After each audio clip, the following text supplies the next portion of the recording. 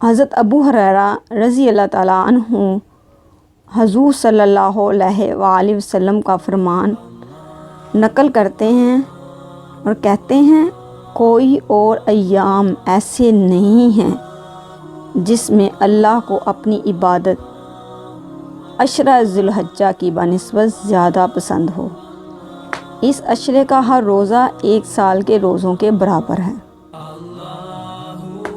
اور اس کی ہر رات کا قیام شب قدر کے قیام کے برابر ہے۔ عشرہ ذی الحجہ کے روزوں سے مراد 1 سے 9 ذی الحجہ تک کے روزے ہیں اور 10 کا روزہ رکھنا جائز نہیں۔ یہ مشکات کی حدیث ہے اور اس میں دیکھیں اللہ تعالیٰ کیا سمجھانے کی کوشش کر رہے ہیں اپنے بندوں کو کہ یہ 10 دن ہے نا اللہ تعالیٰ کو بہت ہی زیادہ محبوب ہیں، اور جو 1 ذی الحجہ جب شروع ہوتا ہے نا اس وقت میں نے اور آپ نے نا پہلے دن کا روزہ رکھ لینا ہے۔ جب چاند نظر آ جاتا ہے نا ذی الحجہ کا اس وقت پہلا روزہ جو ہے اس دن سے شروع ہو گیا، تو اس ایک روزے کا اتنا اجر ہے کہ یہاں فرمایا جا رہا ہے کہ ہر روزہ 1 سال کے روزوں کے برابر ہوگا، اور اس کی رات جو ہے ایسے ہے جیسے قیام اس کا شب قدر کے قیام کے برابر ہوگا۔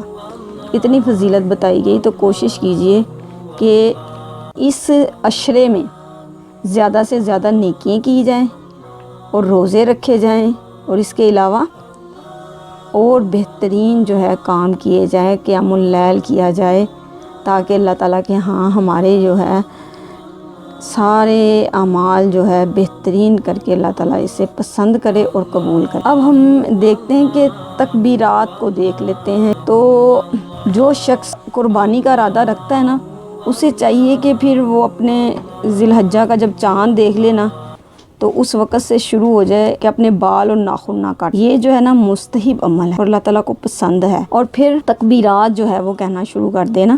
اور یہ تکبیرات کب شروع کرے؟ 9 ذی الحجہ کو شروع ہو، فجر سے جو نماز ہے نا اس سے شروع ہو، اور تقریباً 13 ذی الحجہ کی عصر کی نماز تک نا ہر نماز کے بعد جو ہے تکبیر جو ہے وہ پڑھنی ہے، اور تکبیر جو ہے ضرور پڑھیں، اور ویسے بھی اٹھتے بیٹھتے چلتے جو ہے اس کا اہتمام کریں۔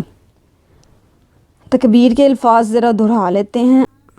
اللہ اکبر، اللہ اکبر، لا الہ الا اللہ، واللہ اکبر، اللہ اکبر، وللہ الحمد۔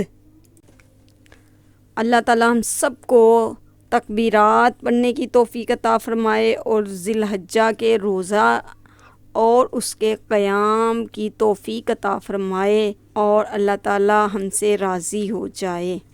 ربنا تقبل منا انک انت السمیع العلیم وتب علینا انک انت التواب الرحیم، وصلی اللہ تعالی خیر خلقہ اصحاب اجمعین برحمتک یا ارحم الراحمین۔